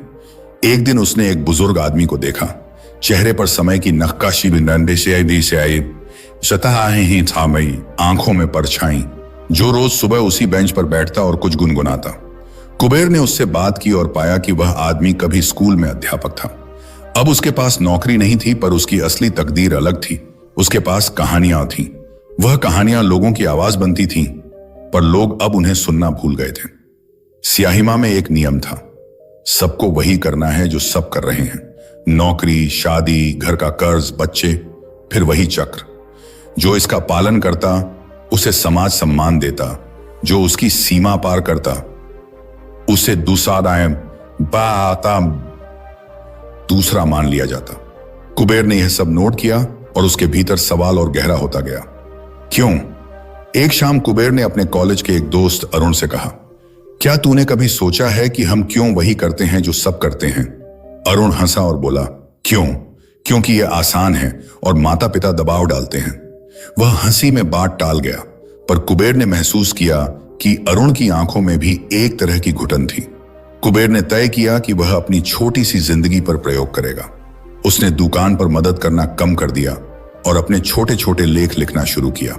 वह शाम को चाय की दुकान पर बैठकर लोगों की कहानियां नोट करता। किसने अपनी नौकरी छोड़ी, किसने घर बार बेचकर शहर लाया, किसकी बेटी गांव से भागकर शहर आकर जूठन वाली दुकान चलाती है। सब वह इन सच्चाइयों को अपने शब्दों में पिरोने लगा। एक दिन उसकी बहन नानी ने कहा, भैया ये सब पढ़ाई लिखाई किस काम की? बाजार में आते हैं, पैसा कमाते हैं, वही सब करते हैं। कुबेर ने कहा, नानी कभी सोचो कि कोई ऐसा क्यों करेगा जो सब नहीं कर रहे? नानी ने सिर हिलाया और बोली, हमारे पास तो वही है जो हमारे पास था। नानी की आंखों में कुबेर ने एक अलग सा रोना देखा। रोना नहीं, उम्मीद की कमी। कुबेर का लेखन धीरे धीरे लोगों के बीच फैलने लगा। पहले एक दो दोस्तों ने पढ़ा, फिर कुछ अजनब लोगों ने। उसने अपने लेख अखबार में छपवाने की कोशिश की तो संपादक ने कहा, आ रहा है जो बहुत अलग है, इसे लोग समझेंगे ही नहीं। कुबेर को दुखनी हुआ, पर उसने हार नहीं मानी। उसने सोचा, मैं सीधे लोगों से मिलकर सुनाऊंगा। वह एक छोटा सा कार्यक्रम आयोजित किया, पब्लिक रीडिंग। उसने गांव की पुरानी पार्टी बांधी, कुछ चाय और समोसे रखे और लोगों को बुलाया। शुरुआत में 5-6 लोग आए। पर जैसे ही कुबेर ने अपनी पहली कहानी सुनाई, एक बूढ़ा शख्स रो पड़ा। कहानी में एक आदमी था जिसने भीड़ के साथ जाकर अपनी मां का अंतिम संस्कार वही किया जो समाज कहता था, पर उसके अंदर गुनाह सा था। उसने मां की आखिरी चाहत को अनसुना कर दिया था। कहानी सुनकर लोगों के गले में कुछ अटक गया। आदमी, बच्चे सब चुप रहे। उस दिन से कुबेर की रीडिंग चौपाल बन गई। लोग आते और अपने जीवन की नसें नस खोलते। किसी ने कहा, कुबेर की बातों ने तो हमें आईने में घूरना सिखाया। किसी ने कहा, मैंने सोचा था कि सब ठीक है, पर अब समझ आया कि मैंने कितने सवाल दफन कर दिए हैं। धीरे धीरे भीड़ का एक छोटा हिस्सा बदलने लगा, सोचने लगा। पर भीड़ का एक स्वभाव था, वह बदलाव को अपनाना तब तक पसंद करती थी जब तक वह उसे अनजान बनाकर भीड़ के पंजों में रख सके। सार्वजनिक चर्चा की इस लहर को देखते ही नगर के कुछ बड़े लोग खड़े हो गए। उन्होंने कहा, यह नई हवाएं हमारी परंपरा और व्यवस्था को हिला सकती हैं। हम इस शहर का शांति पसंद इकोसिस्टम बांधे रखना चाहते हैं। वे बड़े समाचार पत्रों में मुंबई के तरह की कहानियां छापवाने लगे कि यहाँ के युवक काम छोड़कर शहर को अव्यवस्थित कर रहे हैं। तब कुबेर को समझ में आया कि भीड़ का पहला हथियार डर और मजाक है। लोग जो बदलाव की ओर बढ़ते थे, वे अब खतरे में दिखाए गए। परिवारों में बहस हुई, शादी के प्रस्ताव टले, नौकरी के अवसर कम होते गए। कुबेर ने फिर भी रुकना मना किया। उसने छोटे छोटे समूह बनाए, महिलाओं के लिए, युवाओं के लिए, बुजुर्गों के लिए। हर समूह की अपनी बातें थीं, पर सबकी एक ही चिंता थी, क्या हम अपनी सोच बचा सकते हैं? इसी बीच शहर में आया एक बड़ा निवेशक, नाम था विक्रम चौधरी। विक्रम ने शहर में बड़े बड़े प्लान बनाए, मॉल, 5 स्टार होटल और एक टेक्निकल पार्क। उसने शहर को आधुनिकता का मंदिर बनाने की बात कही। भीड़ ने ताली बजाई। आखिर उसे रोजगार चाहिए था। उनको यार आए भविष्य कहा नहीं तरह, तो उसने विक्रम के सपने को गले लगाया। पर कुबेर ने देखा कि हर बड़ा प्रोजेक्ट कुछ आवाजों को मिटा देता है। छोटी दुकानों का अस्तित्व खतरे में पड़ रहा था। लोक कला की जगह कॉन्ट्रैक्ट आर्ट ले रही थी और जिनके पास जमीन नहीं थी वे पीछे छूट रहे थे। कुबेर ने लोगों से कहा, हमें ध्यान रखना होगा कि विकास के नाम पर हम अपनी आत्मा न बेच दें। कुछ लोग उसे समझने लगे, पर ज्यादातर लोग कहते, हम काम चाहते हैं, तुम्हारी बातें खाने पीने से समस्या सुलझाएंगी क्या? उन्होंने कुबेर को आश्चर्य से देखा। उसने सोचा, ठीक है, यह असापाद्यता ठीक है, तो मैं दिखाऊंगा कि सोच भी रोजगार के साथ चल सकती है। कुबेर ने मिलकर एक योजना बनाई। छोटी पहल, वह स्थानीय कारीगरों, दिहाड़ी कामगारों, बुनकरों और सब्जी विक्रेताओं के छोटे छोटे समूहों को जोड़ेगा। उन्हें एक साझा मंच देगा जहां वे अपनी कला और काम दिखा सकें और सीधे ग्राहक से जुड़ सकें। साथ ही उसने छोटी छोटी वर्कशॉप रखी जहां युवा लोगों को सिखाया जाता कि कैसे अपनी कला को मूल्य दे, कैसे अपने उत्पादों का ऑनलाइन प्रसार करें और कैसे खुद के लिए एक व्यवसाय खड़ा करें। प्रारंभ में लोग शक करते थे, पर जैसे ही कुछ नवाचार से लोगों की कमाई में सुधार दिखा, धुंध छंटने लगी। भीड़ कुछ बदलने लगी, पर यह बदलाव सीखने के साथ था, न कि बल प्रयोजित रूप में। विक्रम के बड़े प्रोजेक्ट और कुबेर की छोटी पहल के बीच में एक तरह का सामंजस्य बनने लगा। शहर के कुछ भागों में मॉल बन गया, पर साथ ही थोड़ी थोड़ी कला मंडियों ने भी जड़ पकड़ ली। एक दिन बड़ा संकट आया। शहर में एक तेज तूफान आया। बाजार के कई हिस्से टूटे, छोटी दुकानें तबाह हुई, भीड़ घबरा गई। बड़ी मशीनरी वाले लोग कहने लगे कि देखो, बिगाड़ आ गया तो बड़ी कंपनी ही रिपेयर करा देगी, और बड़ा पैमाना जोड़ा गया। पर कुबेर और उसके साथी लोगों ने देखा कि छोटे कारीगरों की रिहाइशें कहां हैं, जिनके घर मिट्टी से बने थे और जिनके दस्तकारों का सामान बिखर गया था। कुबेर के पास कोई बड़ा पैसा नहीं था, पर उसके पास लोगों का विश्वास था। उसने शहर भर के लोगों से कहा, हम मिलकर छोटी छोटी मरम्मत करेंगे, अपने हाथ से, अपनी कला से। उन्होंने मिलकर पुराने मिस्त्री और कुम्हार को बुलाया, बच्चों को साफ सफाई में लगाया और फिर से एक नया बाजार खड़ा करने के लिए रात दिन मेहनत की। भीड़ जो पहले बड़ी कंपनियों की ओर देखती थी, अब वही भीड़ अपनी छटपटाहट में बदलकर एक समझदार, जिम्मेदार भीड़ बन गई, क्योंकि उसने देखा कि अगर वह खुद न उठेगा तो कौन उठेगा। तूफान के बाद जब बाजार वापस चमका, तब शहर में एक नया भरोसा दिखा। न कि अंधविश्वास, पर एक ऐसा भरोसा जो सोच पर आधारित था। कुबेर ने महसूस किया कि भीड़ मरने नहीं देती अगर उसे मौका दिया जाए कि वह सोचने लगे। उसने देखा कि भीड़ में सोच तभी मरती है जब उसे नई बातों से डराया जाए और जब उसकी आवाजें दबा दी जाएं। पर अगर भीड़ को संरक्षित किया जाए और उसे सिखाया जाए कि कैसे विचारों को परखा जाए, तो भीड़ में भी सोच जगी रह सकती है। कई साल बाद सियाहिमा का नाम बदलने की चर्चा चली। नया नाम सहारापुर किसी ने सुझाया, पर शहर ने उसका नाम वही रखा, पर अपने व्यवहार को बदल लिया। अब वहां छोटे प्रोजेक्ट वैश्विक रूप से चले, पर साथ ही लोक कला और छोटे मेहनत करने वालों के लिए भी एक तरह की सुरक्षा नीति बन गई। कुबेर की छोटी पहल ने धीरे धीरे शहर की नीतियों में जगह बना ली। हर नए प्रोजेक्ट में स्थानीय संवेदनशीलता का टैग लगने लगा। कुबेर ने कई वर्षों में समझा कि भीड़ को बदलना अंधाधुंध लड़ाई नहीं, धीरे धीरे विश्वास की प्रक्रिया है। उसने लोगों को डर से नहीं, समझ से जोड़ा। उसकी कहानी का असली मोड़ वो दिन था जब शहर की सबसे बड़ी भीड़ ने अपने हाथ से छोटी छोटी चीजों को सुधारना सीखा। इतना छोटा स्वाभाविक परिवर्तन कि कोई उसे नापा नहीं कर सका, पर उसका असर गहरा और टिकाऊ था। कई सालों में कुबेर बूढ़ा हो गया। उसकी आंखों में वैसी चमक थी, पर अब वह अनुभव के साथ शांत थी। एक दिन वह बाजार के बीच में खड़ा था और नई पीढ़ी को देख रहा था। वे युवान जिनमें माइंड और हिम्मत दोनों थे। एक नौजवान उसके पास आया और बोला, कुबेर दादा, आपने हमें क्या सिखाया? कुबेर ने हल्की मुस्कान में कहा, मैंने तुम्हें यह सिखाया कि भीड़ में चलना मंजिल नहीं है, मंजिल तुम खुद चुनते हो। भीड़ सहारा भी दे सकती है और रोक भी सकती है, पर उसे समझकर चलना सीखो। नौजवान ने पूछा, और अगर भीड़ कहे कि तुम गलत हो? कुबेर बोले, तुम्हारा काम है सवाल पूछना, भीड़ का काम है चलना और दुनिया का काम है सीखना। अगर भीड़ ने तुम्हें रोका तो इसे बदलने की कोशिश करो, पर प्यार से, समझ से और धैर्य से। सियाहिमा की कहानी यही है।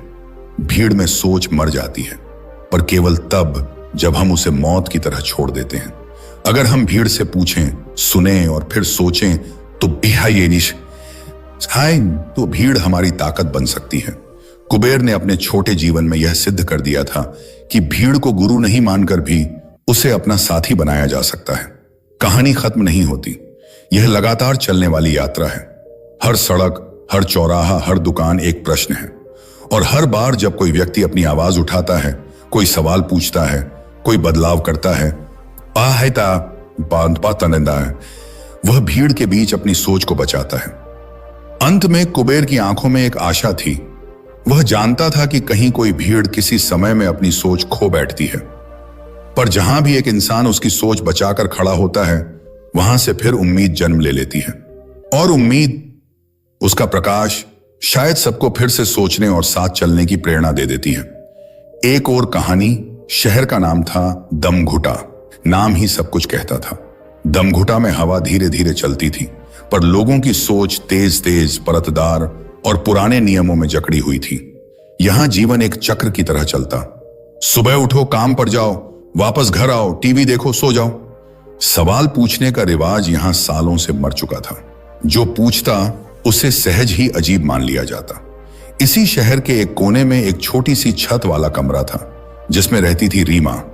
रीमा दुबली पतली, आंखों में जिज्ञासा और हाथों में किताबों के छल्ले लिए रहती थी।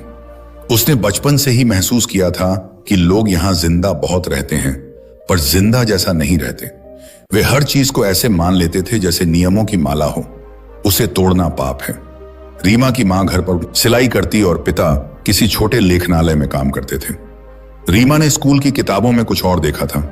दुनिया के दूसरे शहरों में लोग अलग सोचते थे, बोलते थे, प्रयोग करते थे, पर दमघुटा में अलग होना जोखिम था, सामाजिक, आर्थिक और भावनात्मक तीनों रूपों में। रीमा के घर के पास एक पुराना चौक था। वही चौक जहां हर सुबह लोग अखबार खरीदते और शाम को चहो कबूतर की तरह इकट्ठा होकर चश्मा की तरह बातें फैलाते। चौक के एक कोने पर बैठा करता था नवल बाबा। उम्र के पन्ने झुर्रियों से भरे हुए, आवाज में धीमी गर्माहट और आंखों में दिन और रात के छोटे छोटे किस्से थे। नवल बाबा का कोई विशेष काम नहीं था। वह बस लोगों की सुनता और कहानियां सुनाता। लोग कहते थे कि वह गंवार है, पर रीमा ने देखा था कि उसके कहे हुए शब्द अक्सर तह तक उतर जाते थे। एक दिन रीमा ने नवल बाबा से पूछा, बाबा, क्यों लोग वही करते हैं जो सब करते हैं? बाबा ने थोड़ी देर चुप्पी रखी, फिर बोला, क्योंकि अंधेरा डराता है बेटा। भीड़ अंधेरे में एक चिराग की तरह लगती है, पर चिराग कभी कभी तुम्हारे हाथ को जलाता भी है। भीड़ की गर्मी सुकून देती है, पर उसकी आग तुम्हारी आवाज जला देती है। रीमा के अंदर कुछ हिल गया। उसके भीतर की जिज्ञासा ने पूछ लिया, अगर भीड़ से अलग चलूं तो क्या होगा? बाबा ने हंसकर कहा, अगर तुम सच में सुनना चाहो तो चलो, मैं तुम्हें कुछ पुरानी कहानियां सुनाऊंगा। नवल बाबा की कहानियां छोटी छोटी थीं, पर उन्हीं में एक गति थी, सवाल करने की। वह कहता, एक गांव में एक लड़का था जो हर सुबह सूरज को देखकर पूछता था, क्यों उगता है? शामारांत। लोग हंसते और बोलते, ऐसा ही होता है। पर लड़के ने उससे पूछना नहीं छोड़ा। एक दिन उसने देखा कि सूरज की किरणें खेत पर कुछ नया कर देती हैं।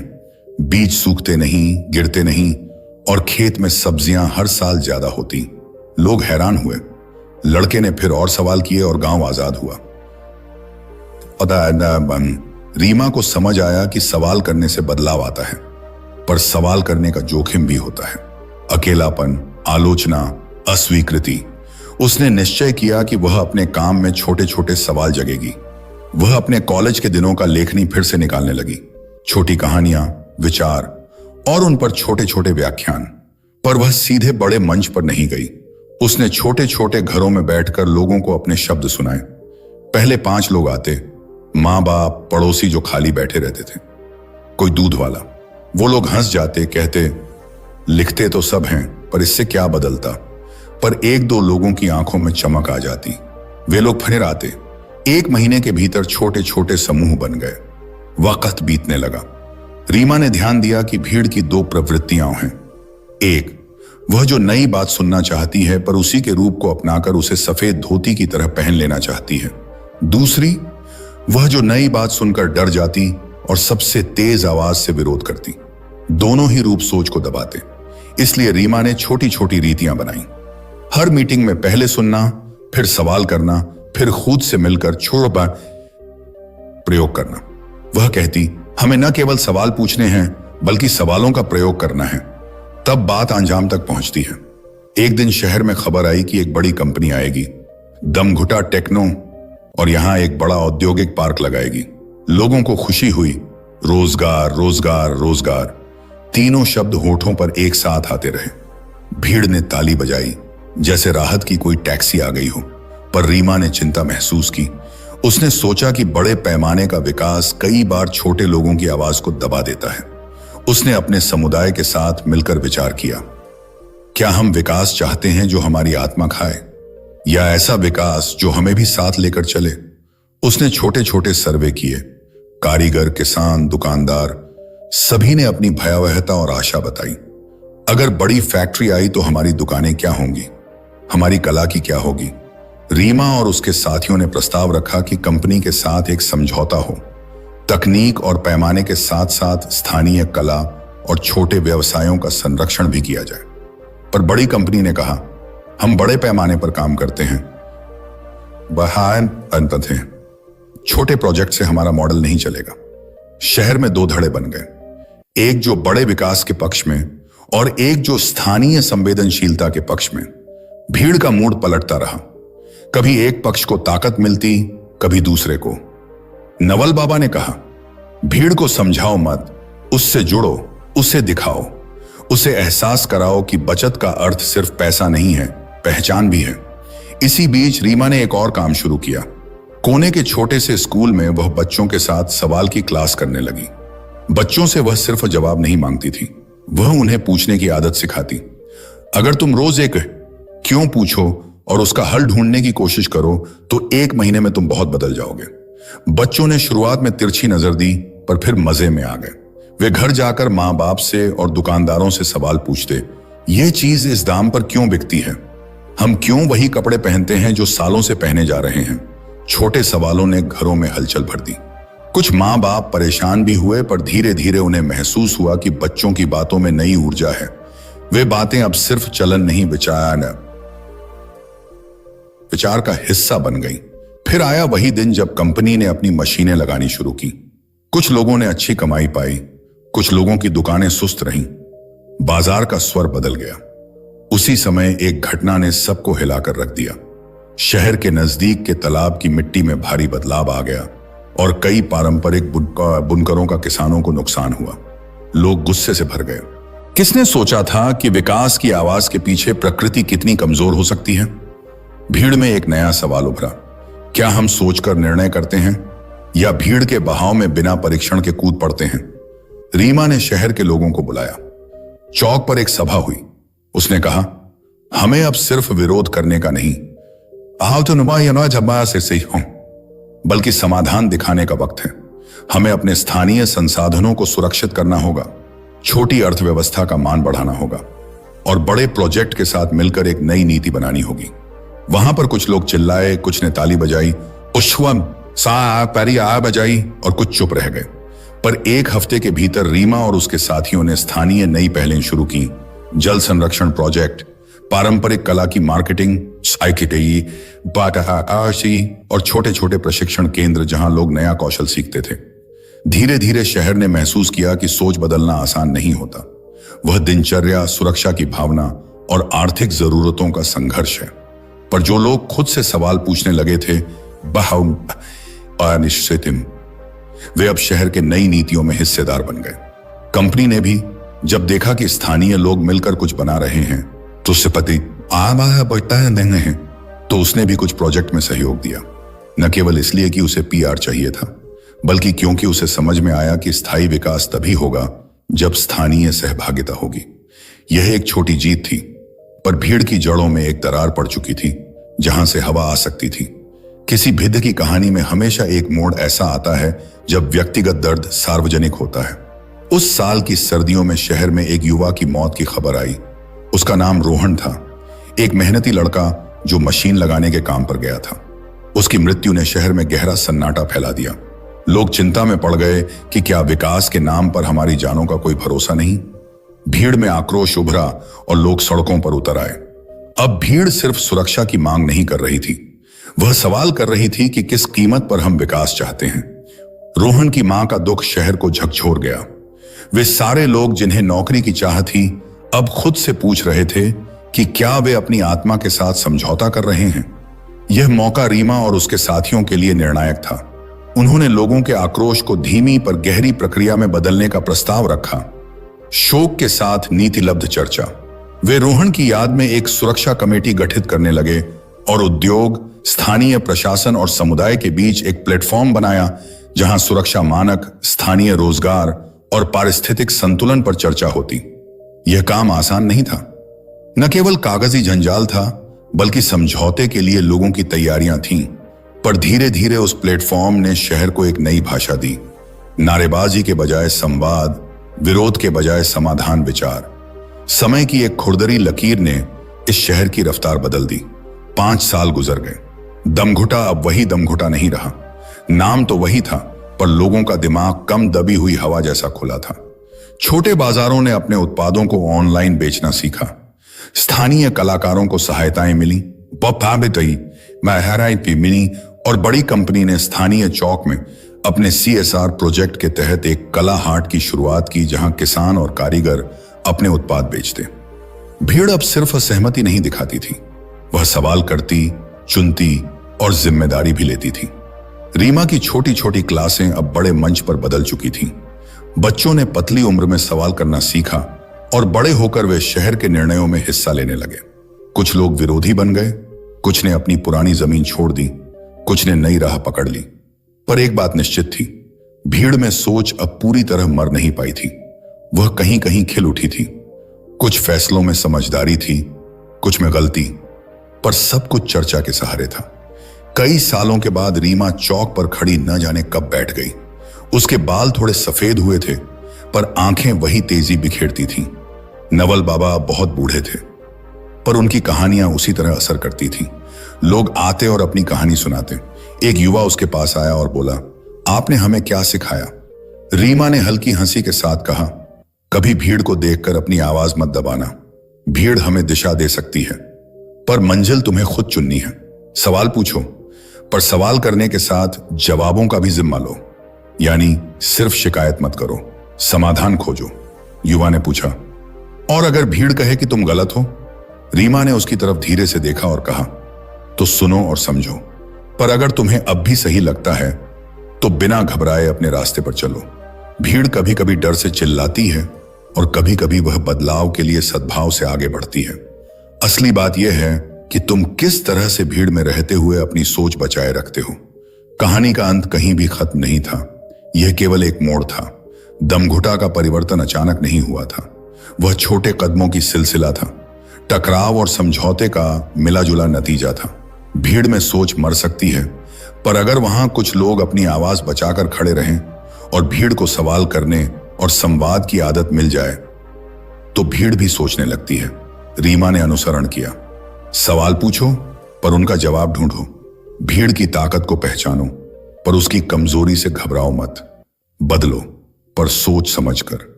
उसके जीवन का सबसे बड़ा सबक यही था, भीड़ में रहकर भी सोच बचाना कुछ ऐसा हुनर है जिसे सीखना हर कोई जरूरी समझे तो समाज आगे बढ़ता है। और इस तरह दमघुटा ने पाया कि भीड़ सिर्फ एक शब्द नहीं, वह एक आवाज है जो बदल सकती है, बशर्ते कि उसमें ऐसे लोग हों जो सवाल पूछें और समाधान की जिम्मेदारी भी उठाएं। एक और कहानी सुनो, पूरा दिल खोलकर, धीरे धीरे, ताकि हर शब्द का असर तुम्हारे सीने में उतर सके। यह कहानी उस पल की है जब कोई अकेला इंसान अपनी सोच बचाकर खड़ा रहता है और भीड़ की गर्द में फिर भी उसकी रोशनी टिमटिमाती रहती है। कहानी का नाम रखना जब चुप्पी टूटेगी। शहर का नाम था प्यावनपुर। प्यावनपुर खेतों और छोटी छोटी झोपड़ियों के साथ बसा एक सा था, पर उसके अंदर लोग बड़े शहरी होने का ढोंग करते थे। यहां के लोग सुबह सुबह उठते, काम पर जाते, बच्चे स्कूल छोड़ते और शाम को उसी तरह लौटते जैसे कोई मशीन रूटीन पर चलती हो। प्यावनपुर का नियम यही था, जो भीड़ कहे वही करना। नया सोचने वालों को लोग करने नहीं देते। कहानी की नायिका थी सिया।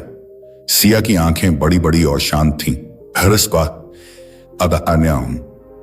उसके बाल हमेशा कुछ हवा में उड़े उड़े से रहते थे, मानो भीतर से कुछ सवाल हमेशा उठते रहते हों। वह किसी बड़े घर की नहीं थी। उसके पिता एक छोटा सा स्टेशनरी की दुकान चलाते थे और मां घर संभालती थी। पर सिया की आदतें बाकी लोगों से अलग थीं। वह हमेशा कुछ लिखती, छोटी छोटी डायरी में अपने मन का हिसाब किताब जोड़ा करती। जब माता पिता कहते संभल के चलो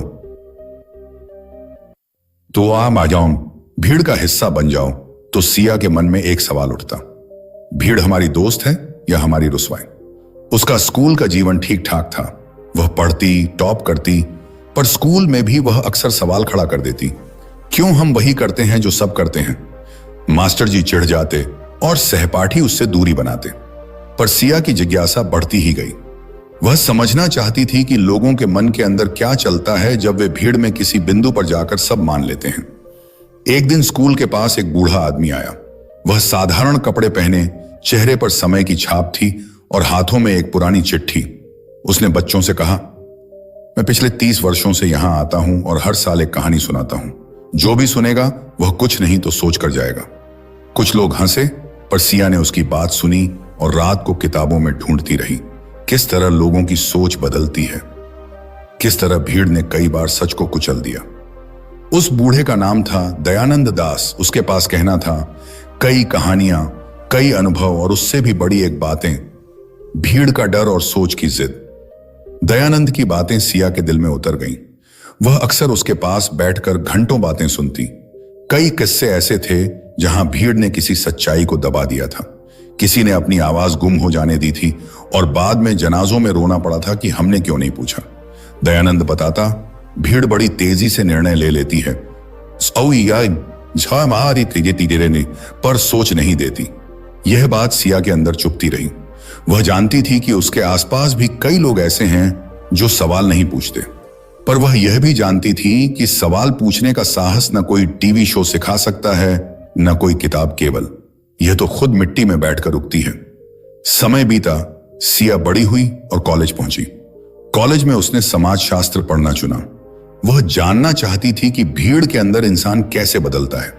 उसके प्रोफेसर डॉक्टर शेखर एक संवेदनशील व्यक्ति थे। वे कहते, भीड़ की शक्ति तभी खतरनाक होती है जब सोच उसमें मर जाए, पर भीड़ जब समझे तो वह समाज की ताकत बन जाती है।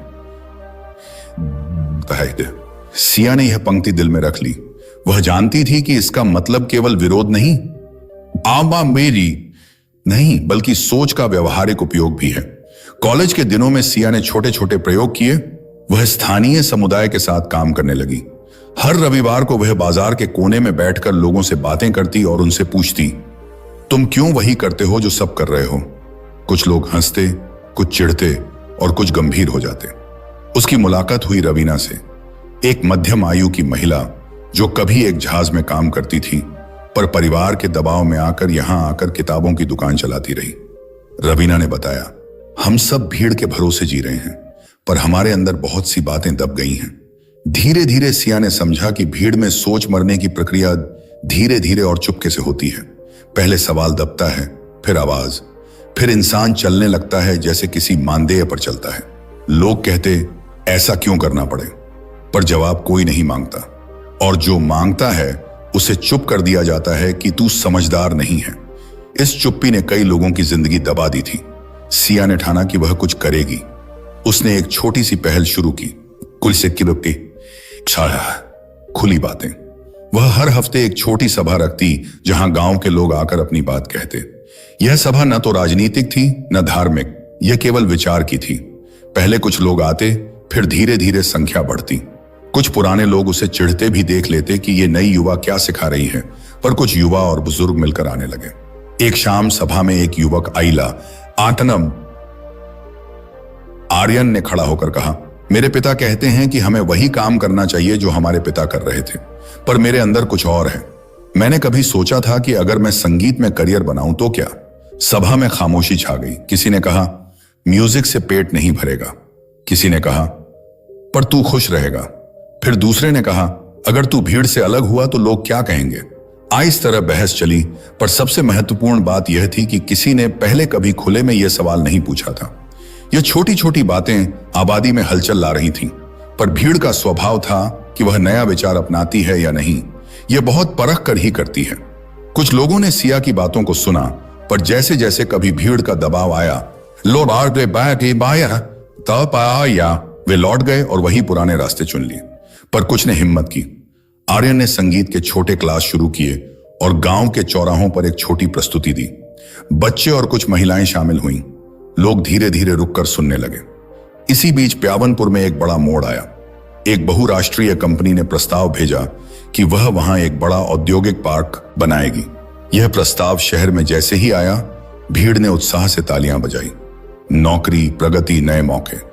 कई परिवारों की आंखें चमक उठी, पर कुछ लोगों ने चिंता जताई कि इससे गांव की मिट्टी, पानी और छोटी छोटी परंपराएं कैसे प्रभावित होंगी। सिया ने इस मुद्दे पर काम करना चाहा। उसने समझा कि यह मौका भीड़ की सोच को परखने का है। सिया ने एक मंच बनाया, न केवल विरोध के लिए बल्कि जानकारी इकट्ठा करने के लिए। उसने कंपनी के प्रतिनिधियों से बात की, स्थानीय किसानों से, बुनकरों से। उसने एक्सपर्ट बुलाए और समझाने की कोशिश की कि विकास के नाम पर सभी को साथ लेकर चलना जरूरी है। पर भीड़ में द्विधा थी। कई लोग कह रहे थे, हमें रोजगार चाहिए, पर क्या यह रोजगार हमें हमारी मिट्टी से अलग कर देगा? किसी ने कहा, हमारे पुराने कारीगरों की कला तबाह हो सकती है। एक रात बड़ी सभा हुई। लोग दोनों पक्षों में बंटे थे। भीड़ का एक हिस्सा कंपनी के पक्ष में था, दूसरा हिस्सा सावधान और संशय में। अचानक कुछ तेज स्वर उभरे और भीड़ उग्र हो गई। कुछ लोगों ने नारे लगाए, कुछ ने स्टेज पर चढ़ने की कोशिश की। सिया ने देखा कि भीड़ की ऊर्जा किसी ओर ले जानी है और वह सचमुच किसी तरह भीड़ के असर में उलझती जा रही है। यहां सोच नहीं बल्कि भावनाओं की लहर तेज हो रही थी। वही रात सिया के पास बैठा दयानंद दास एक बात कह गया, भीड़ तब खतरनाक होती है जब वह विचारों की जगह तूफान बन जाए, पर अगर उसे रास्ता दिखाओ तो वह पहाड़ हिला देती है। इस बात ने सिया के दिल में ठहराव दिया। उसने समझा कि विरोध करने से ज्यादा जरूरी है कि भीड़ को सोचने का सही तरीका सिखाया जाए, कि कैसे विश्लेषण करना है, कैसे सवाल पूछना है और कैसे जवाबों पर काम करना है। उसने अगले हफ्ते सूचना सप्ताह की शुरुआत की। गांव के हर नुक्कड़ पर टीम गई और लोगों को मिली जानकारी दी। क्या कंपनी कर रही है, क्या उससे होने वाले लाभ और नुकसान हैं, और कौन कौन से विकल्प संभव हैं। इस जानकारी का असर दिखा। लोग जल्दी में निर्णय लेने की बजाय सवाल पूछने लगे। भीड़ की शोर शराबा कम हुआ और बातचीत बढ़ी। पर असली मोड़ आया जब एक बरसात के मौसम में गांव के पास की नदी उफन गई और कई खेतों को नुकसान पहुंचा।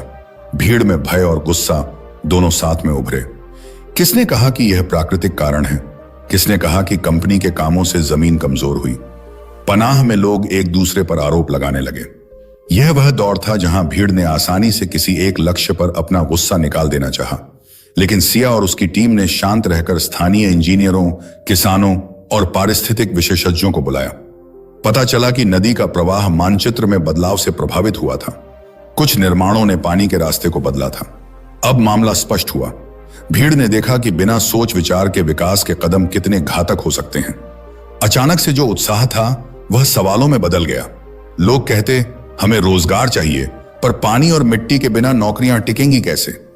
इस छोटा सा संकट भीड़ की सोच को जगाने का कारण बन गया। लोग अब केवल नारे लगाने नहीं बल्कि समाधान खोजने लगे। हमेशा की तरह नतीजा रातों रात नहीं आया, पर धीरे धीरे सिया और उसकी टोली ने एक मध्य राह निकाली। कंपनी को कुछ शर्तों का पालन करना होगा। नदियों के प्रवाह का ध्यान रखा जाएगा। स्थानीय कारीगरों को बाजार की सुविधा दी जाएगी और पर्यावरणीय प्रभाव के हर कदम पर पारदर्शिता रहेगी। कंपनी ने भी दबाव और समझदारी के बीच यह माना कि लंबे समय तक टिकने वाला विकास तभी संभव है जब स्थानीय समुदाय साथ माने। यह सब देखकर प्यावनपुर की भीड़ ने अपना स्वर बदला। वह अब केवल नवीनीकरण की ताल नहीं बजाती थी, पर सवालों की भागीदारी भी करने लगी।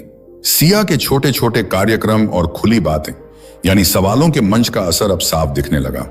लोग सार्वजनिक मुद्दों पर खुलकर बोलने लगे। युवा फोरम बन गए और बुनकरों के उत्पादों के लिए स्थानीय बाजार की मांग बढ़ी। समय के साथ सालों की मेहनत ने अपने रंग दिखाए।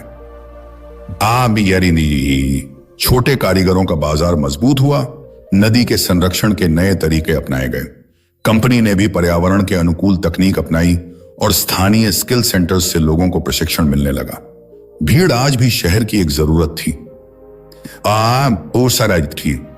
पर उसने सीख लिया था कि भीड़ की आवाज में विचार होना चाहिए, न कि भ्रम और हिंसा। कहानी का असली सार यह नहीं था कि सिया ने सब कुछ बदल दिया, बल्कि यह था कि उसने लोगों के भीतर जो छोटा सा बीज बोया था वह धीरे धीरे बढ़ा। भीड़ में सोच मर सकती है, पर अगर किसी ने भीड़ को बातचीत, जानकारी और समझदारी का अवसर दिया तो भीड़ खुद सोचने लगती है। सिया बूढ़ी हुई तो वह चौक पर बैठकर लोगों को बताती, हम बातों से नहीं, काम से दुनिया बदलते हैं। जब तुम सवाल पूछते हो तो उसका मतलब यह नहीं कि तुम असंतुष्ट हो, इसका मतलब यह है कि तुम बुद्धिमान बनना चाहते हो। उसकी आवाज अब भी वही शांत और पक्की थी। लोग सुनते और अपने बच्चों को लेकर आते कि देखो, यह वही सिया है जिसने हमें सवाल पूछना सिखाया। प्यावनपुर की कहानी यहीं खत्म नहीं हुई, क्योंकि किसी भी शहर की कहानी कभी खत्म नहीं होती। पर एक बदलाव जरूर हुआ।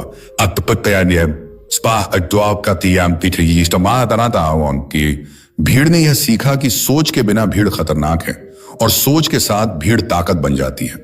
और सिया की छोटी सी पहल ने यह दिखाया कि भीड़ में सोच मरती है तभी जब उसे बोलने का मौका न दिया जाए, पर अगर मौका मिले तो वही भीड़ सोचकर नए रास्ते बना देती है। यदि तुम यह सोच रहे हो कि यह कहानी केवल सिया और प्यावनपुर की है, तो नहीं, यह तुम्हारी भी कहानी हो सकती है। भीड़ में रहने का अर्थ यह नहीं है कि तुम अपनी सोच छोड़ दो, यह मतलब है कि तुम सोचते हुए भीड़ का हिस्सा बनो। अपनी आवाज को समझो, अपने सवालों को दोगुना करो और जवाब पाने के लिए काम करो। तो दोस्तों, आशा करता हूं कि आपको ये वीडियो बहुत अच्छा लगा होगा। ऐसे ही और रोचक, प्रेरणादायक और ज्ञानवर्धक वीडियो देखने के लिए आज ही हमारे चैनल द स्टोरी वर्ल्ड को सब्सक्राइब जरूर करें। और आपको ये वीडियो कैसा लगा ये कमेंट बॉक्स में हमें ज़रूर बताएं। और ये वीडियो आप अपने परिचित वगैरह जिसको शेयर करना चाहते हो तो शेयर जरूर करिए, ताकि किसी को इस वीडियो से सीख मिल सके। और आपको इस वीडियो से क्या सीख मिली हमें कमेंट बॉक्स में ज़रूर बताएं। और हम द स्टोरी वर्ल्ड चैनल पर ऐसे ही video, motivational videos, education videos और ज्ञानवर्धक, प्रेरणादायक वीडियोस, कहानियाँ हम लाते रहते हैं। तो बेल आइकन को दबाना मत भूलिएगा दोस्तों, ताकि आप सबसे पहले हमारी वीडियो देख सकें। तो चलिए मिलते हैं अपने किसी आगे के वीडियो में। अभी के लिए लेते हैं विदा। Thank you for watch video. Okay दोस्त, धन्यवाद दोस्तों।